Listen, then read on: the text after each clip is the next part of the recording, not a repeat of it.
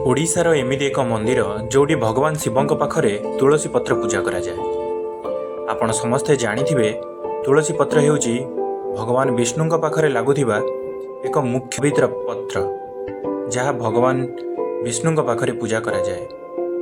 ओडिशा रे प्रभु श्री जगन्नाथ जहाँकु ओडिशावासी महाप्रभु कहती, जे ओडिशार सर्वश्रेष्ठ, जे दुनियार सर्वश्रेष्ठ भगवान जगन्नाथଙ୍କ कतिरे पूजा करा जाए सेही तुलसी पत्र को।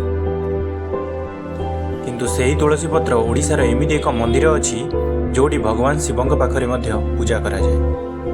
बोध हुए 90% लोक जानि नथिबे से मंदिरटा केउठी। तो चलंतु आज जानिबा। तो से मंदिरटा आउ केउ मंदिर नुहे, भुवनेश्वर रे अवस्थित ओल्ड टाउन रो लिंगराज मंदिर। हाँ श्रोता माने, से हेउची लिंगराज मंदिर जोठी भगवान शिवों पाखरे तुलसी पत्र पूजा करा जाए। तार कारणटा हैला से हेउछंती हरिहर, जोठी भगवान विष्णु आ भगवान शिव दुहे पूजा पाती। हरि कहिले विष्णु, हर कहिले शिव। तो जेहेतु हरि आ हर गोटे स्थान रे वास करती, से दुहे एक ही जान। आउ से भगवान नाम अनेक कहले मध्य स्वरूप एक।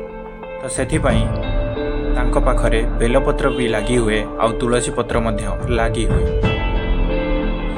लिंगराज मंदिर रे दोल पूर्णिमा रे विमान मानकर परिक्रमण हुए एवं श्रावण मासरे काउड़िया मानकर मध्य पानी लगी। उभय भक्त माने सही मंदिर को परिक्रमा करते एवं उभय पूर्णिमा पर्व इत्यादि भगवान शिव भगवान विष्णुंकर पालन करा जाए।